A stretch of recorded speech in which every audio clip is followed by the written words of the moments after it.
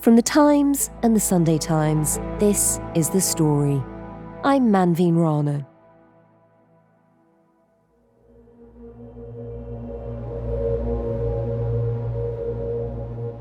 With wars being fought along its borders in both Israel and Lebanon, nobody was really watching Syria until an alliance of rebels began an astonishing offensive a week ago.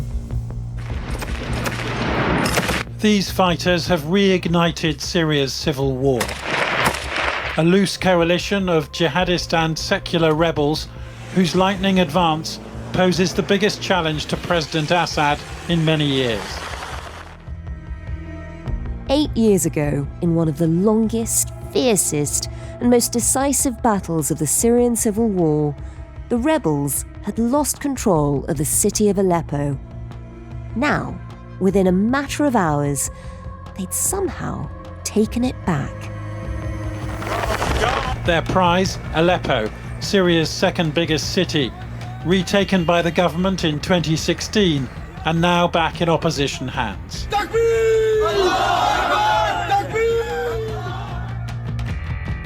A frozen conflict had suddenly heated up. The regime of President Assad vowed to respond to the rebel attack, and this is what's now happening in the opposition-held areas of Idlib. Russia, a key ally, is bombing rebel strongholds along with the Syrian Air Force to try and end the insurgency.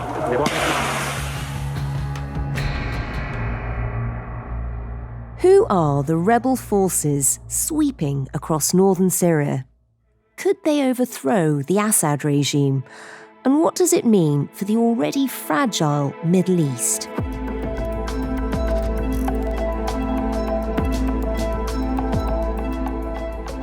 The story today, why the war in Syria is back.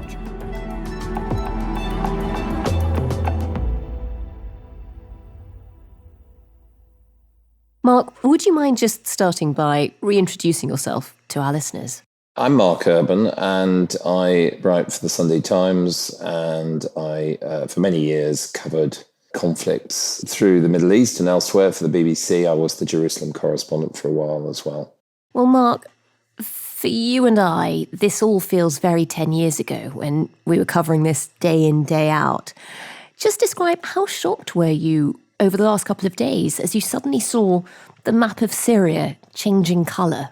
Well, undoubtedly, the change in the front lines is dramatic. It's clearly been a body blow for the government of Bashar al-Assad. And I think we had a feeling on Saturday almost that it might be toppled. You know, his whereabouts was unknown. He hadn't yet appeared to greet the Iranian foreign minister, which he did on Sunday. I would say it's still not safe to assume that he will survive this crisis, but it is looking better from his perspective now than it was at the end of last week. In other words, to some extent, the Syrian army has stabilized the situation and more help has now been promised by the Iranian-backed axis of resistance that we've heard a lot about in the context of the Gaza conflict and the Hezbollah conflict. So his situation is looking better than it was a few days ago, but I would say he's still not out of the woods. Well, Mark, take us back to the start of all this, because a lot of people will have forgotten what happened with the Syrian war. So take us back to the moment it broke out. How did it happen? Well, I mean, I think you need to see what started in Syria in 2011 in the context of the Arab Spring, so-called. And you'll remember that as well. You know, the series of events that progressed from Tunisia to Egypt to Libya, and widespread boiling over of popular discontent with prices, the hardships of living, authoritarian governments. And of course, you know, there was mass street protests. You'll remember Tahrir Square in Cairo. And there were street protests in Syria too in March of 2011.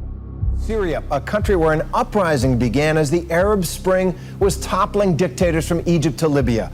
But instead of democracy, This uprising has given way to a brutal civil war. 17 months into this conflict, the toll on civilians has just been staggering. And essentially, the Assad government decided to use the type of tough methods that it had used before when facing dissent, and effectively order security forces to use live gunfire to disperse protesters. And that started in the city of Dara and in other places in southeastern Damascus. And effectively, it didn't work. It inflamed popular anger even more. And armed groups began to appear. And pretty soon, the Assad government found itself in a fight for its own survival. Just give us a sense of what the Assad regime had looked like and why Assad was an authoritarian, but probably one of the worst in the region. It's difficult knowing where to start here in a way, because the system of government there grew out of this political ideology, Baathism, which was very anti-Western, Arab nationalist, and it was particularly suited to Syria because it was on secular principles. In other words, it didn't matter whether you were Christian or Druze or Sunni, you could be part of this national movement. Now, what happened was that after Bashar's father, Hafiz al-Assad, took power in a coup, pretty clearly it became apparent that some of the minority groups were strongly represented. So Hafiz al-Assad himself was from the Alawite group, which is a dissident branch of Shiism. The Sunni people, the jihadists that you'll remember from Islamic State, those types of people, they consider Alawites to be heretics. So they consider it fair game to murder them, enslave them, etc. And you have this strongly entrenched system of power. You have a willingness to deal very brutally with challenges to it. And once this situation broke out with the Arab Spring and the revolt, a lot of the latent unhappiness of the Sunni, the largest single community in Syria, became focused on the sectarian nature of the regime.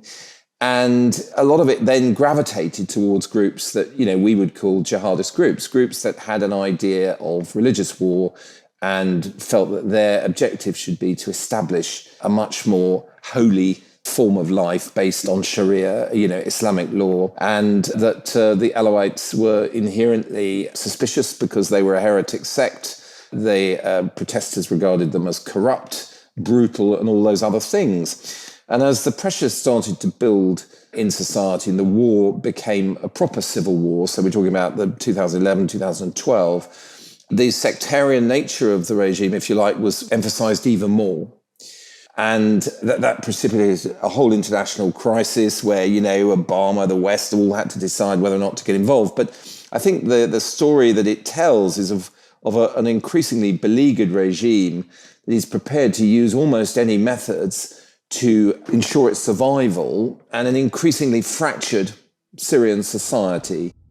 I have, at this point, not ordered military engagement in the situation, but the point that you made about chemical and biological weapons is critical. That's an issue that doesn't just concern Syria, it concerns our close allies in the region. We cannot have a situation where chemical or biological weapons are falling into the hands of the wrong people. We have been very clear to the Assad regime that a red line for us is we start seeing a whole bunch of chemical weapons moving around or being utilized.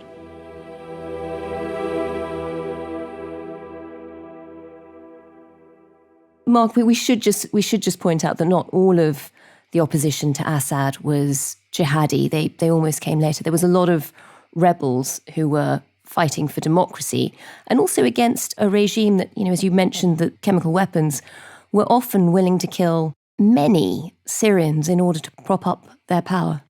I think particularly early on in the conflict, there was a kind of national patriotic resistance which eventually coalesced under the banner of the Free Syrian Army. And a lot of them ended up as refugees in Turkey. Over time, though, what tended to happen is that things became more focused around identity and belief. So in relative terms, the jihadists became stronger And indeed, the Kurdish forces in the north of the country became, relatively speaking, very strong during the Syrian civil war.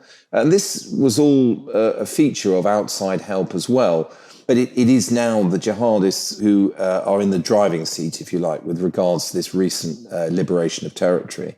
Mark, talk us through the chessboard in Syria, because you did end up with a lot of foreign influence in what was a civil war. You mentioned America. There was a lot of sympathy in the West for the rebels, for their cause. But this was probably the moment when America's power in the region really diminished. Just describe what happened. Yes, I mean, look, all sorts of people have helped the opposition. And there was a heady period, I think, early in 2012, when, I can remember talking to British government officials who were predicting the imminent demise of the Assad regime at that time. So the UK, US gave quite a bit of help to the Free Syrian Army. Over time, the US relationship, in particular with the Kurds in the northeast, became very deep. If you look at the other groups, the ones who are more about, strong Islamist ideology, Qatar is very involved. And of course, we've already mentioned Turkey. So effectively, if you look at what's happened, the big changes of the last few days, the key forces are the jihadist Syrian resistance, the Syrian National Army, the descendants of the Free Syrian Army and the Kurds. And they are respectively backed by Qatar, Turkey and America. And then, of course, on the government side, you've got Russia, and then you've got Iran and its proxies throughout the region. So Iran and Russia were very important in sustaining the Assad regime and ensuring that it wasn't toppled during those early days, say between 2011 and 2013. Mark, just explain why Iran was such a backer of Assad. I think with Iran, you can look at it in many different ways. There is the religious sense of kinship between Iran, which is a Shia predominantly country and which sees itself as leading that community in the wider region. There are Shia in Syria, not in huge numbers, but there are also the Alawites who are related to that branch of Islam and who obviously, through the family of Bashar al-Assad, are pivotal in the country and are ruling the country. So you've got that. You've got the sense of kinship. There's then Iran's power political objectives. A lot of people over time came to the view that Iran, through its Revolutionary Guard, was intent on creating what some have referred to as a land bridge or a crescent between Iran and the Mediterranean. Shia Crescent, we used to talk about that a lot as an axis of power. And what about Russia? I suppose we ought to point out that there are very deep historic relations between Syria and Russia. Give us an idea of why this became such a priority for Putin. Well, there was a Cold War, you're talking several decades back, and there was a Cold War logic to cooperation between Syria and the Soviet Union, as it then was. So it became a deep, long-term cooperation. After the Soviet Union fell, there was a period, as there were for many former allies of the Soviet Union in the 90s, where things were frankly all over the place and they weren't getting much help. But when Putin came to power at the end of the 90s and tried to sort of rebuild certain aspects of Russia's great power status, he relied on those links. And, he relied on the fact that there was a lot of sympathy for Russia in Syria. There were lots of people who felt a strong bond. And critically, the Russians had never let go of a couple of military bases. So there was the Tartus port facility on the Mediterranean coast, the Himmerheim air base, and there were also some signal intelligence gathering posts, which the Russians, previously the Soviet Union, but then the Russians as the successor state relied on for eavesdropping in the Middle East. So to someone with the sort of mindset of Vladimir Putin, this became quite an important thing. And we only realized just how important when in 2015, Bashar al-Assad was in a real crisis. And at that point, Putin decided to send in considerable amount of help, organizations like the Wagner Group. But it was mostly air support, and it proved very important in Bashar's survival. And Mark, just describe what's happened since then. It's been a frozen conflict, but where did that leave Syria? Effectively, the rebels, having been bludgeoned out of numerous cities, including Aleppo, ended up in this corner of Syria on the Mediterranean coast and bordering Turkey, the Idlib province. But for the most part, the country was back under the control of Assad. And at that point, various local truces and things went into effect. The level of hostilities came right down. One can't exactly call it peace, but in most parts of the country, a much more normal way of life resumed.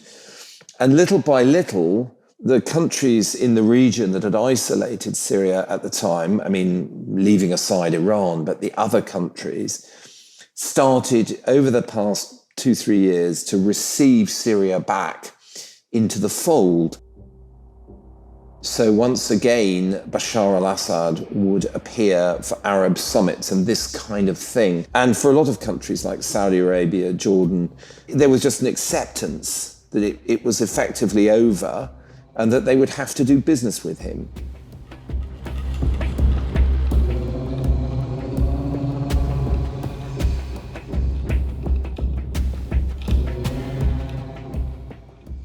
Until a few days ago, when suddenly this frozen conflict unfroze. Just describe what you were seeing happening.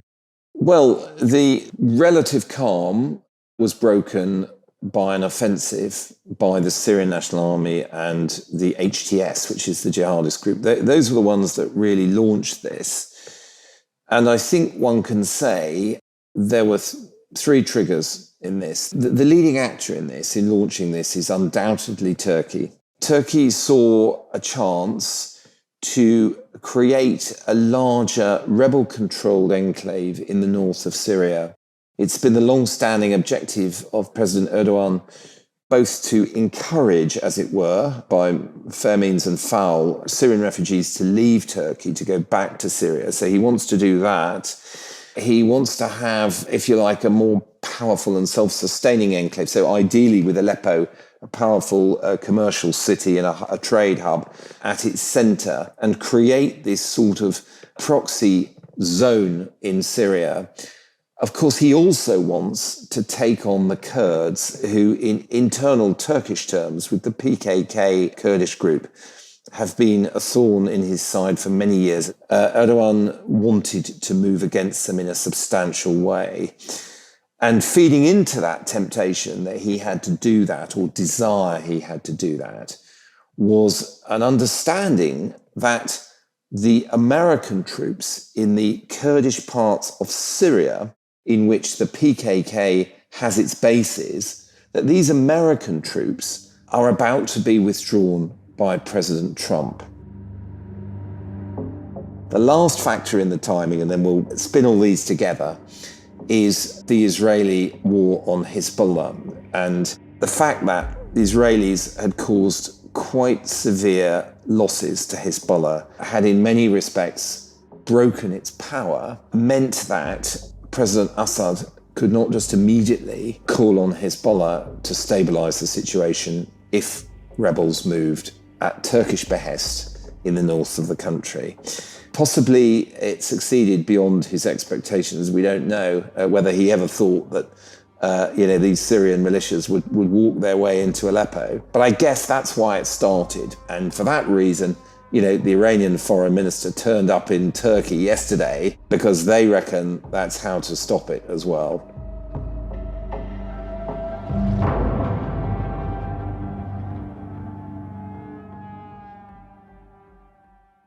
It's interesting. So you've got Turkey really pushing for this move. As you describe, the Iranians are on the back foot after everything that's happened after October the 7th.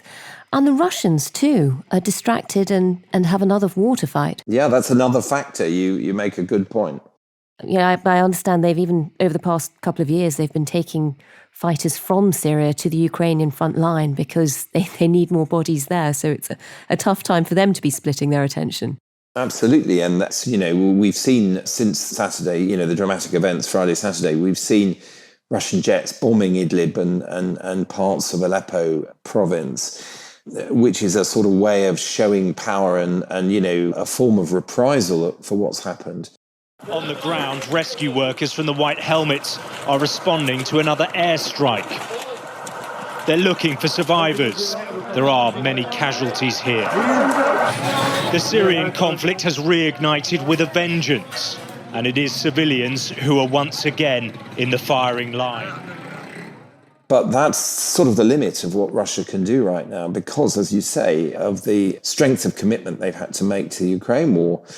And if Assad wants in any way to get some of this territory back, and particularly Aleppo, that's going to take a long-term concerted effort. But equally, he may just have to accept, because of the relative weakening of Hezbollah, Iran and Russia, that he's not going to get Aleppo back, that Erdogan's gamble is going to succeed, that he's going to create a large Turkish-dominated enclave in the north of Syria, and that key city, Aleppo, is going to be part of that.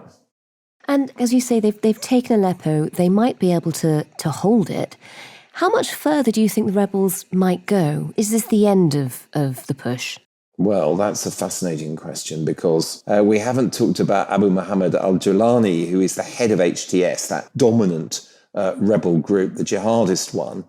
But does he really consider himself to be Erdogan's proxy or placeman? I doubt he does. I mean, he knows that Turkish support or acquiescence in various things is very, very important to what he's trying to do.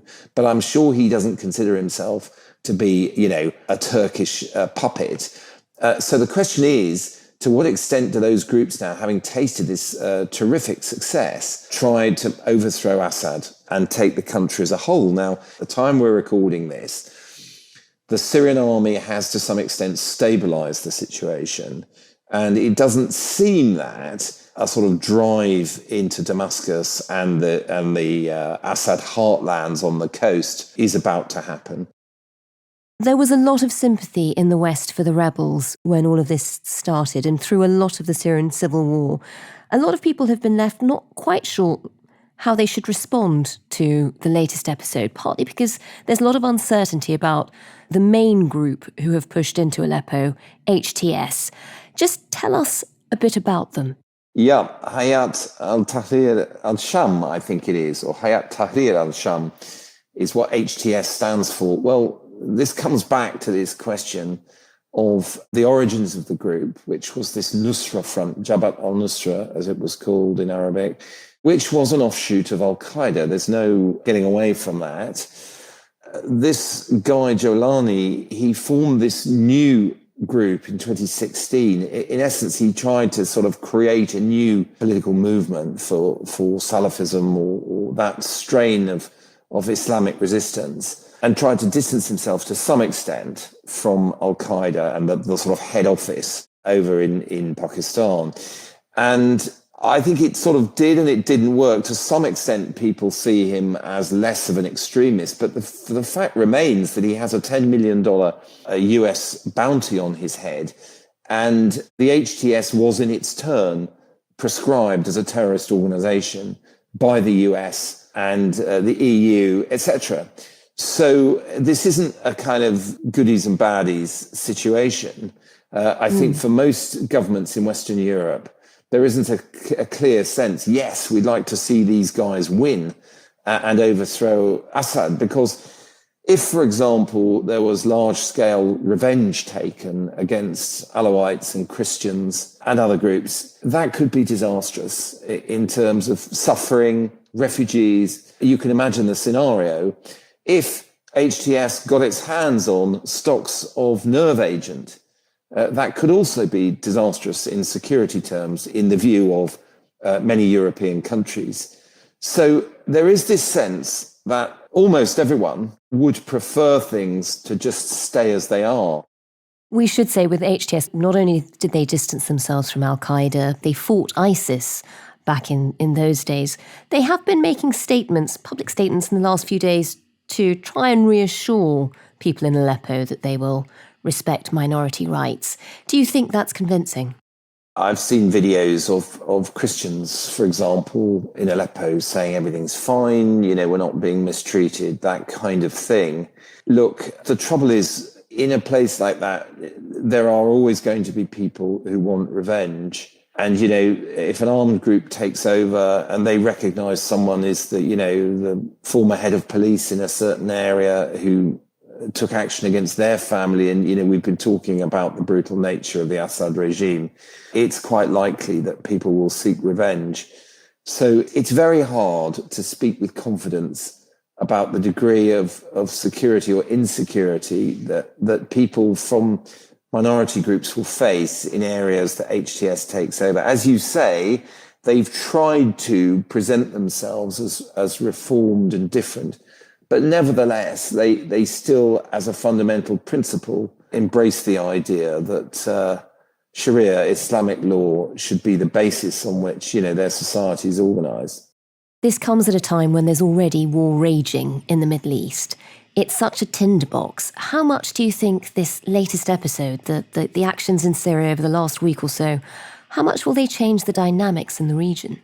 I think it's a really difficult question. It's been said that it could get caught up with this wider arc of the conflict between Israel and Iran. And one of the contributory reasons some people have given for this bursting out into the open at this moment is Israeli military action, which has been taken against certain aspects of the Syrian state in order to try and impede the flow of arms from Iran to Lebanon, where obviously Hezbollah used them against Israel. And the apparent humiliation of Iran with some of these Israeli strikes that have been mounted have, I think, contributed to the weakening of the Assad government because of this perception that he relied critically on Iran for all sorts of support, on Hezbollah as his shock troops during the civil war. So I think it is tangled up with the wider Middle East conflict. But as to whether, this effectively becomes a sort of area in which certain military forces start to operate, become committed, or certain tensions are vented, and they acquire their own dynamic. And while the sum of human suffering is increased, it doesn't contribute to an even worse position regionally. I don't know. It's so hard to predict now. And given what happened in Aleppo, at the moment, prediction is a bit of a fool's game. And clearly, a lot of people are afraid that if conflict on that level resumed in Syria, there would be catastrophic consequences in humanitarian and social terms.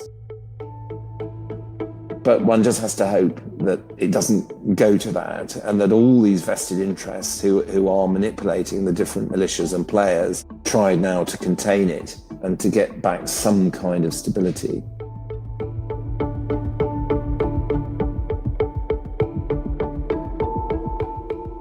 That was Mark Urban, who writes about defence and foreign affairs for the Sunday Times.